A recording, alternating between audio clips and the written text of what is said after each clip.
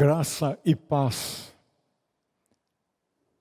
da parte de Deus, nosso Pai, e do seu Filho, nosso Senhor e Salvador Jesus Cristo, sejam derramadas abundantemente na vida de cada um de vocês que chegam para participar conosco desse culto de adoração da presença de Deus, de louvor ao Senhor, culto de oração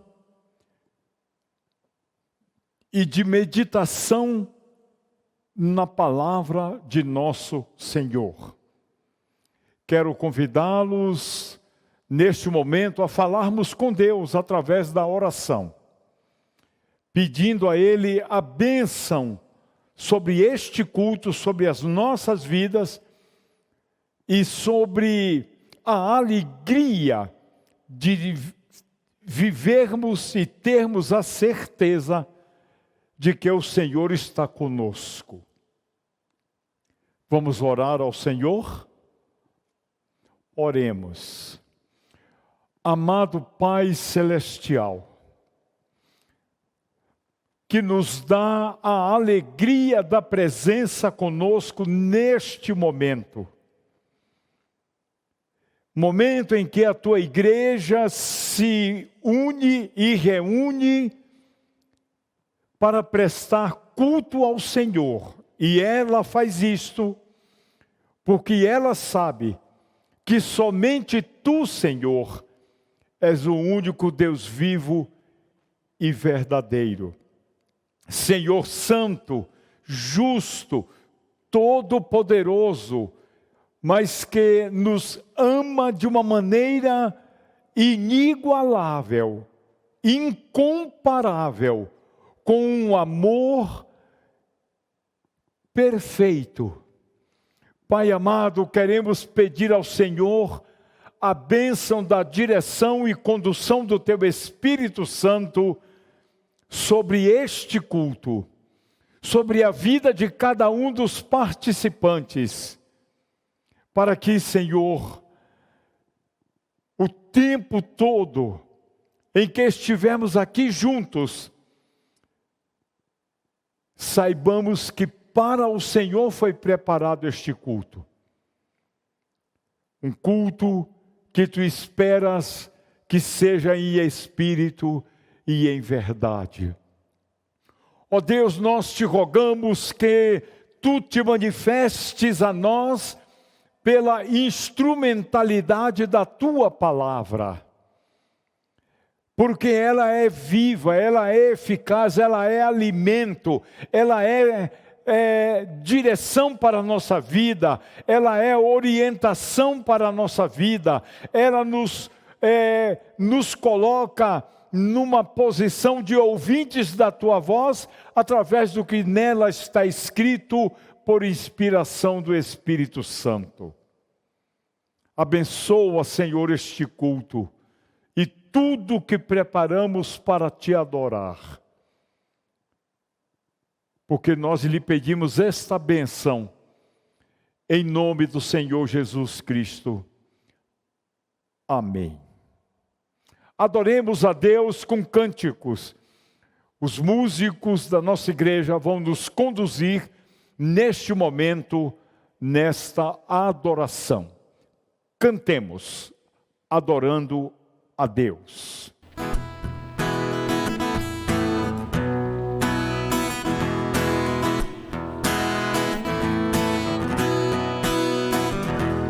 Jesus, em tua presença, reunimos-nos aqui, contemplamos tua face e rendemos-nos a ti, pois um dia a tua morte trouxe vida a todos nós e nos deu completo acesso ao coração do Pai.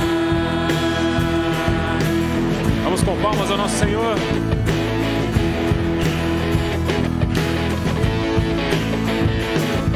Jesus, em tua presença, reunimos-nos aqui, contemplamos tua face e rendemos-nos a ti, pois um dia a tua morte trouxe vida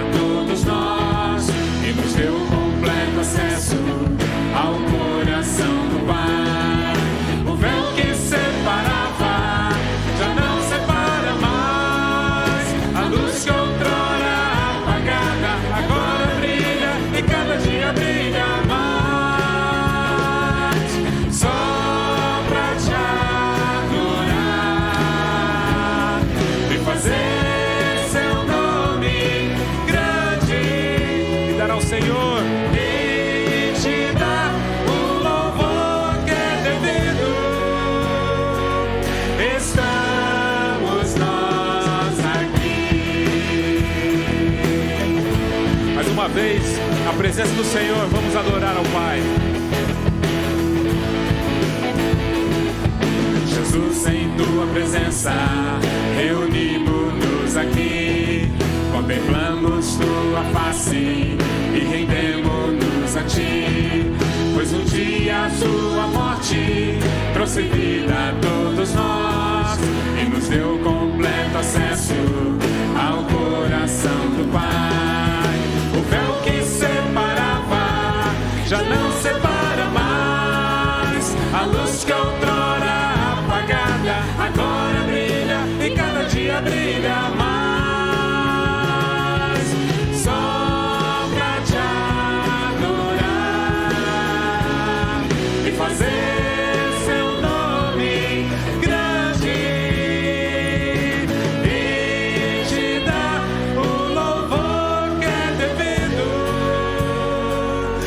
Estamos nós aqui. O véu que separava já não separa mais, a luz que outrora apagada agora brilha e cada dia brilha mais, só pra te adorar e fazer seu nome grande e te dar o louvor que é devido. Estamos nós aqui.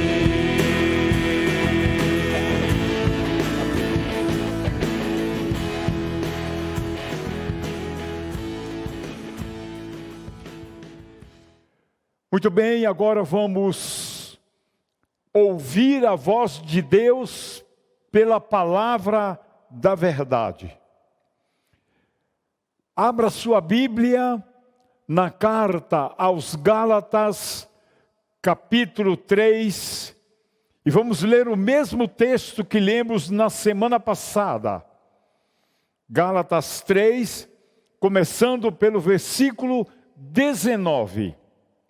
Abra ali a sua Bíblia e acompanhe-nos na leitura da palavra de nosso Senhor. Verso 19. Qual era então o propósito da lei? Foi acrescentada por causa das transgressões, até que viesse o descendente a quem se referia a promessa, e foi promulgada por meio de anjos pela mão de um mediador. Contudo, o mediador representa mais de um. Deus, porém, é um. Então, a lei opõe-se às promessas de Deus? De maneira nenhuma. Pois se tivesse sido dada uma lei que pudesse conceder vida, certamente a justiça viria pela lei. Mas a Escritura encerrou tudo debaixo do pecado, a fim de que a promessa que é pela fé em Jesus Cristo fosse dada aos que creem. Antes que viesse esta fé, estávamos sob a custódia da lei, nela encerrados, até que a fé que haveria de vir fosse revelada. Assim, a lei foi o nosso tutor até Cristo, para que fôssemos justificados pela fé. Agora, porém, tendo chegado à fé, já não estamos mais sob o controle do tutor. Todos vocês são filhos de Deus, mediante a fé em Jesus Cristo. Pois os que em Cristo foram batizados, de Cristo se revestiram. Não há judeu nem grego, não há escravo nem livre, nem homem nem mulher, pois todos são um em Cristo Jesus. E se vocês são de Cristo, são descendência de Abraão e herdeiros segundo a promessa.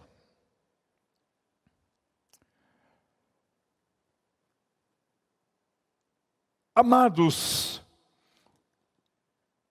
o estudo bíblico desta noite da palavra de Deus está contemplado nos versículos 28 e 29 que acabamos de ler.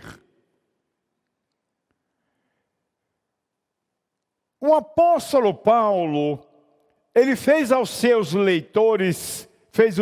leitores lembrarem que essa salvação, que é de graça e pela graça de Deus nós recebemos, propõe uma admirável igualdade entre as pessoas que creem. Seja ela judeu, seja ela grego, seja ela patrão, seja ela empregado, seja escravo, seja livre, seja homem, seja mulher, em Cristo, todos somos considerados iguais. Não há distinção de absolutamente forma alguma. Dessa forma, portanto, não é claro que não pode haver grego nem judeu, porque Cristo não olha para a etnia das pessoas. Não há escravo nem livre, porque a Bíblia nos diz que o Filho de Deus veio para nos dar liberdade. Se o Filho vos libertar, seja escravo, seja livre, verdadeiramente sois livres. Não há homem nem mulher, porque tanto homem quanto mulher podem crer igualmente na pessoa do Senhor Jesus Cristo, como a Bíblia requer.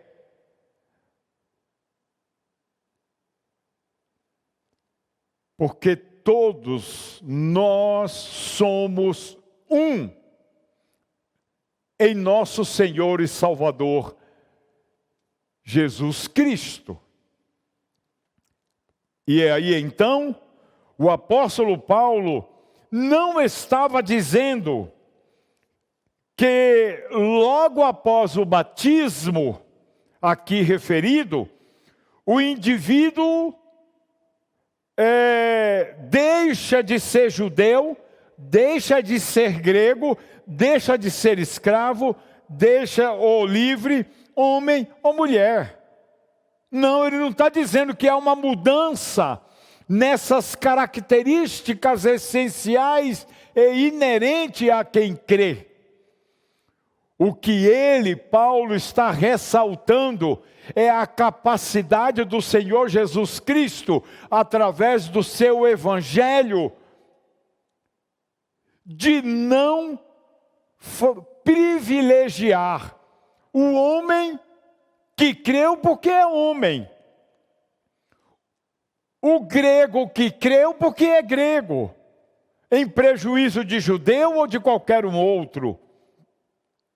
Não, não é isto que está sendo destacado.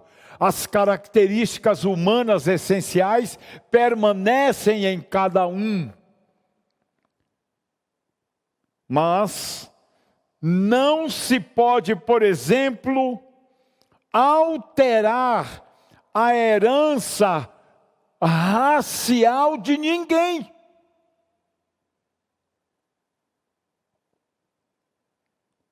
O apóstolo Paulo estava insistindo que em Cristo todos estão em uma posição igual.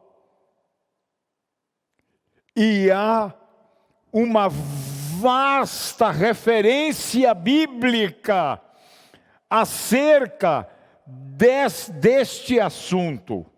Não são poucos os textos bíblicos no Novo Testamento que mostram que os muros, as paredes que separavam as pessoas, as etnias, a condição social, o gênero humano, não. O Evangelho derrubou essas paredes. O Evangelho derrubou esses muros da separação. Para que em Cristo todos nós formássemos um corpo em Cristo, com Cristo, por Cristo e para o Senhor Jesus Cristo. Alguém disse certa vez que tudo e todos aos pés da cruz de Cristo se nivelam.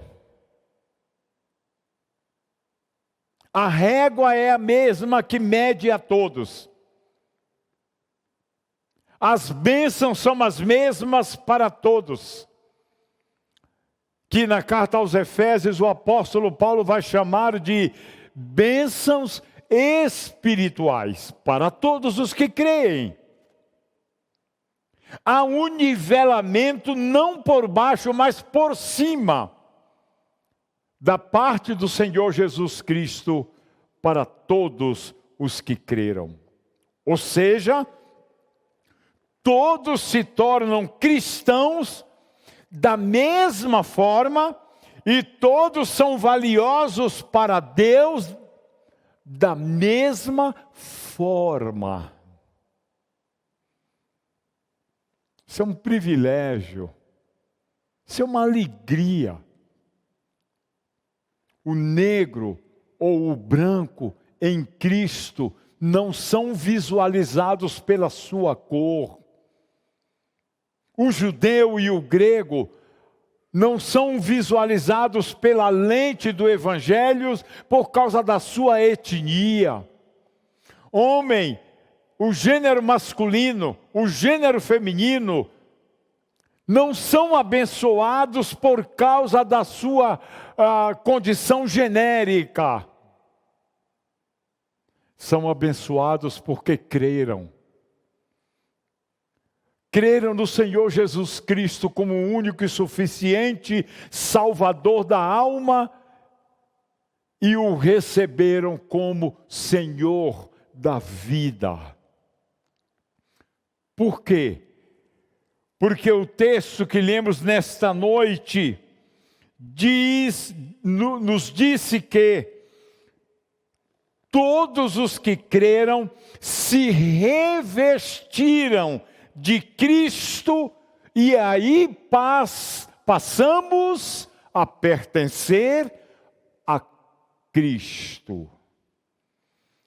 A Bíblia não lida com a possibilidade de, no reino de Deus, existir uma segunda classe de cidadãos, uma segunda categoria de cristãos. Não. O Evangelho nos nivela. O Espírito Santo capacita a todos para que sirvamos uns aos outros e juntos sirvamos ao único Deus que é vivo, que é verdadeiro e que se manifesta na terra. Interessante que a tríplice classificação de Paulo é importante porque gentios, escravos e mulheres geralmente não herdavam terras que haviam sido propriedade dos israelitas. Não herdavam.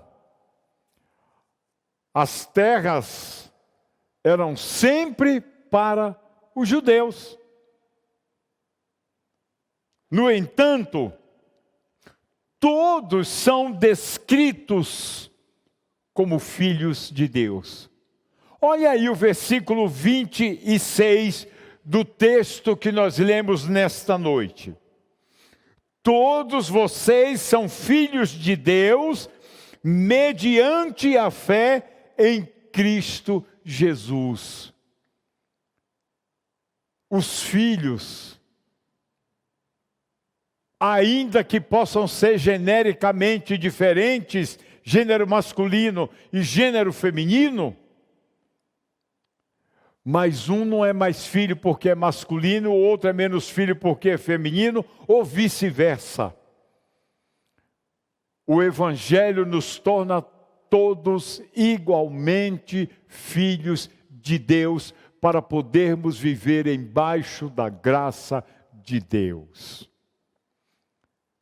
Mas não só filhos de Deus, o que já é uma graça extraordinária. Mas o versículo 29 nos diz que a graça nos alcança de outra forma também, além de nos tornar filhos de Deus. Verso 29. E se vocês são de Cristo, são descendências de Abraão e herdeiros segundo a promessa. O Evangelho nos torna filhos de Deus, o Evangelho nos torna herdeiros da promessa de Deus, aquela feita a Abraão e também da aliança.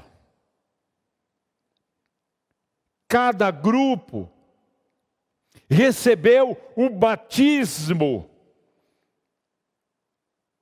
e foi acrescentado, por consequência do batismo e da fé, ao mesmo corpo. Eu gosto muito do texto de Efésios, carta aos Efésios, capítulo 4, abra ali e nos acompanhe. Efésios 4, versos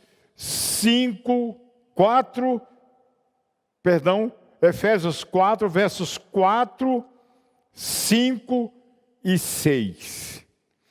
Há somente um corpo e um espírito, como também fostes chamados numa só esperança da vossa vocação. Há um só Senhor,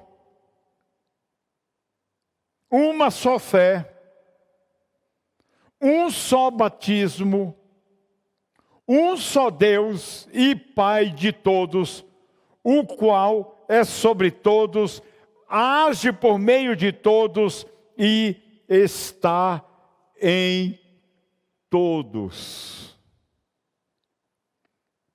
Isso é maravilhoso, isso é extraordinário. Só esse Deus vivo e verdadeiro, todo-poderoso, todo amor, teria a capacidade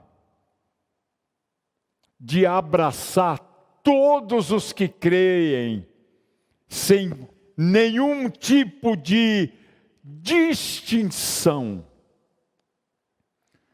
todos que pela fé foram revestidos de Cristo e se uniram a Cristo, o verdadeiro herdeiro de Deus, o Evangelho nos transformou em co-herdeiros com Ele. E aí a carta aos Romanos, capítulo 8, no seu versículo 17, diz assim: se somos filhos, então somos herdeiros. Herdeiros de Deus e co-herdeiros com Cristo. Se de fato participamos dos seus sofrimentos, para que também participemos da sua glória. Que graça e bênção extraordinárias. Um só, todos um só em Cristo. Cristo é o herdeiro de Deus. Quando cremos em Cristo, nós fomos feitos co-herdeiros com Cristo. Porque participamos dos seus sofrimentos e por isso participaremos da sua glória. A igualdade entre todos os que estão em Cristo não nega o fato de que Deus estabeleceu distinções de papel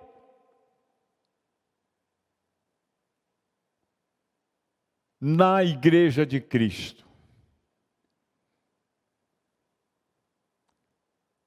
E na família de Deus. Há um sem número de textos bíblicos que nos mostra a distinção de papel, de funções e de ações dentro da igreja, no meio da família de Deus. Esta verdade é estabelecida em 1 de Pedro, capítulo 3, de 1 a 7. Por exemplo, no que respeita à família terrena, lá vai dizer que a esposa seja submissa ao marido. Mas também vai dizer que o marido é instruído a ser atencioso para com a esposa, como parte mais frágil na constituição da família terrena.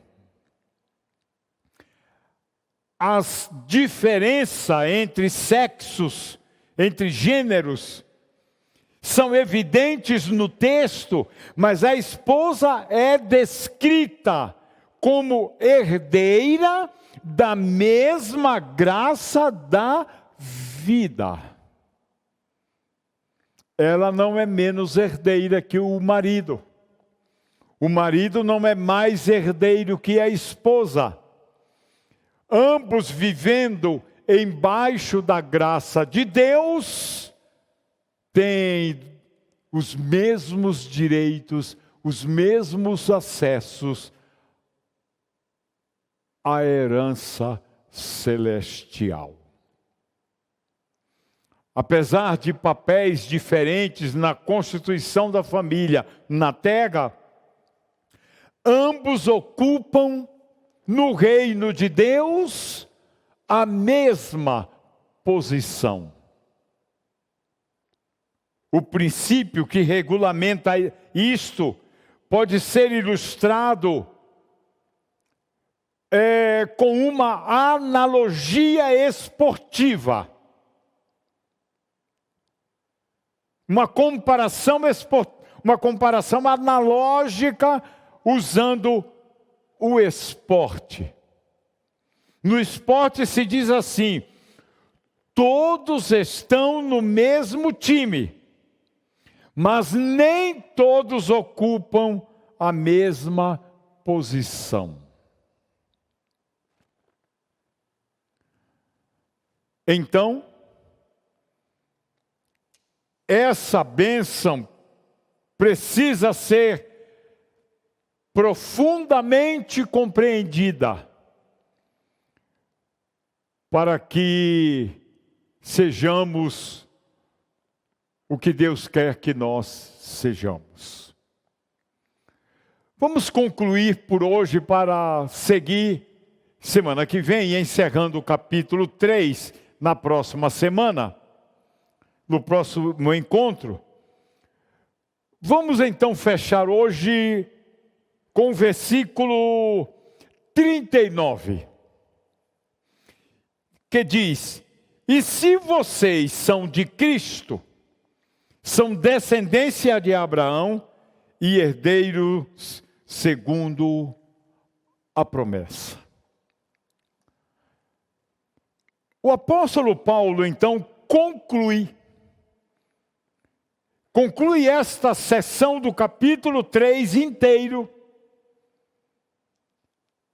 com uma identificação.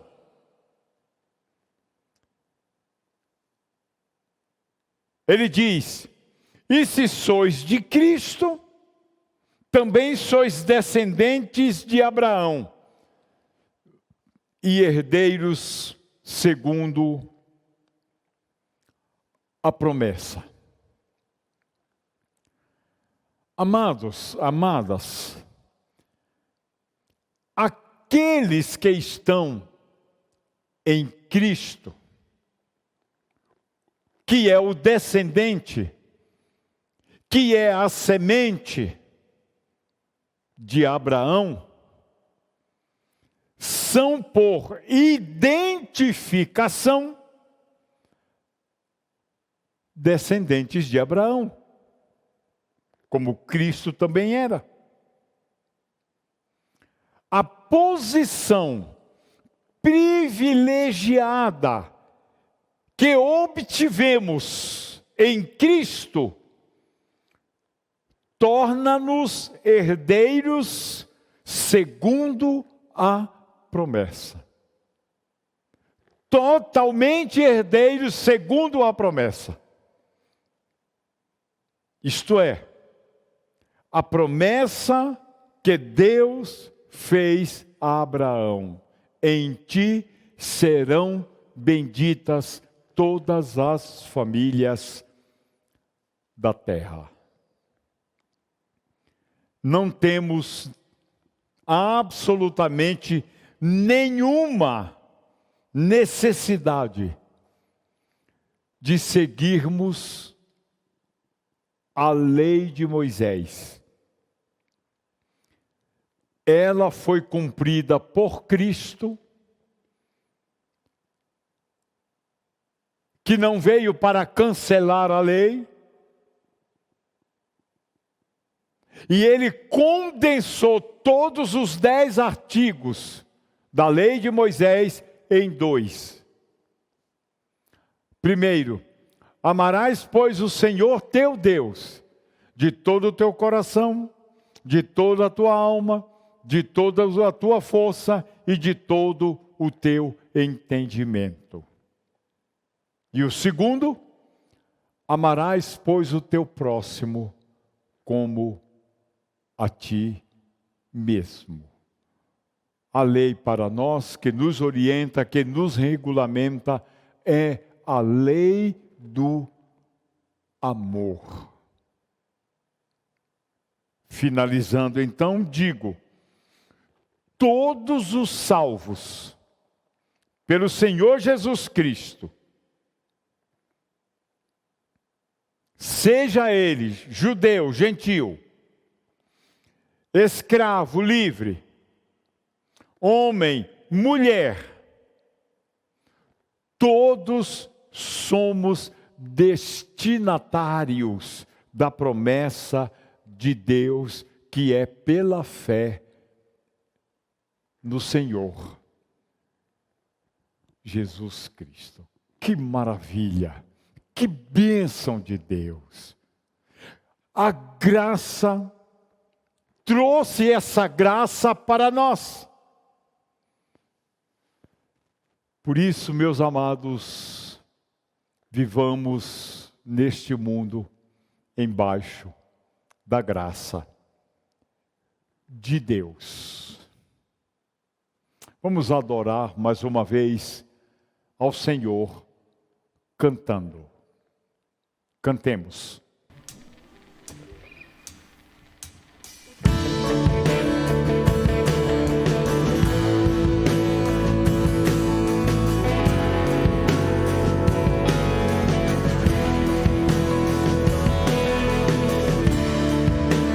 Todos necessitam de um amor perfeito,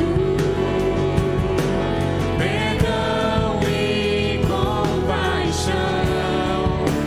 Todos necessitam de graça e esperança, de um Deus que salva.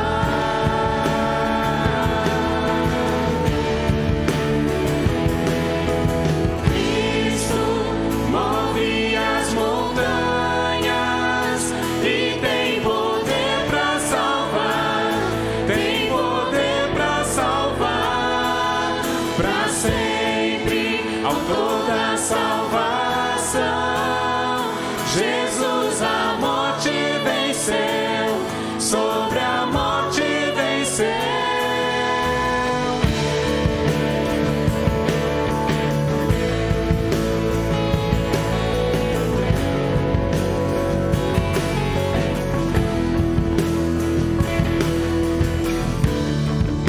Me aceitas com meus medos, falhas e temores.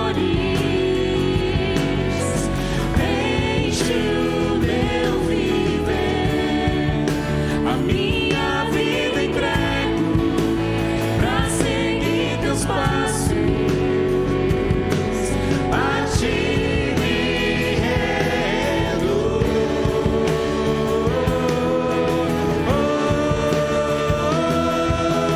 Cristo move as montanhas e tem poder para salvar, tem poder para salvar, para sempre, autor da salvação.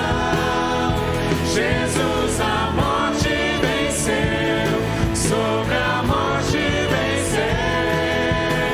Cristo move as montanhas e tem poder para salvar, tem poder para salvar, para sempre, autor da salvação. Jesus a morte venceu, sobre a morte venceu. Passa o mundo, vê brilhar a luz. Cantamos para a glória do Senhor Jesus. Cristo passa o mundo, vê brilhar a luz. Cantamos para a glória do Senhor Jesus. Cristo move as montanhas e tem poder para salvar, tem poder para salvar, para sempre, autor da salvação. Jesus a morte venceu, sobre a morte venceu. Cristo move as montanhas e tem poder para salvar, tem poder para salvar, para sempre, autor da salvação. Jesus a morte venceu, sobre a morte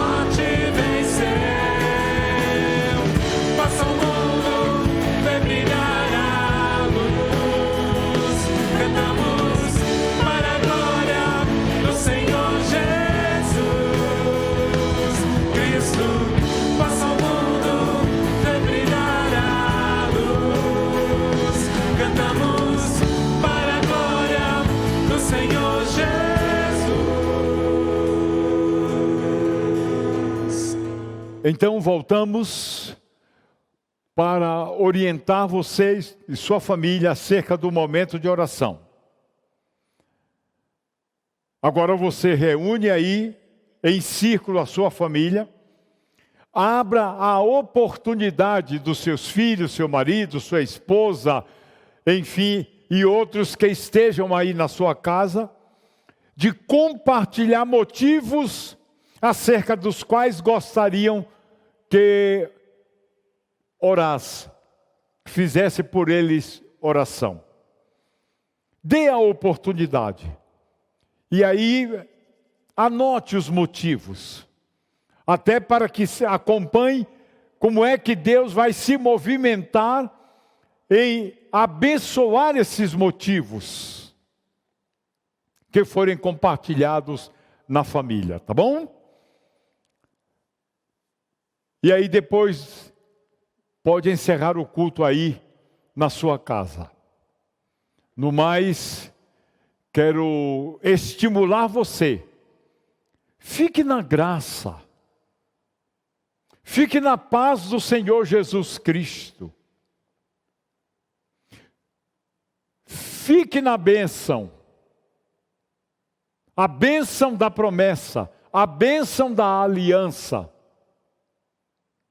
E tenhamos todos um bom restante de noite e um descanso na paz do Senhor. Boa noite a todos. Até a próxima semana.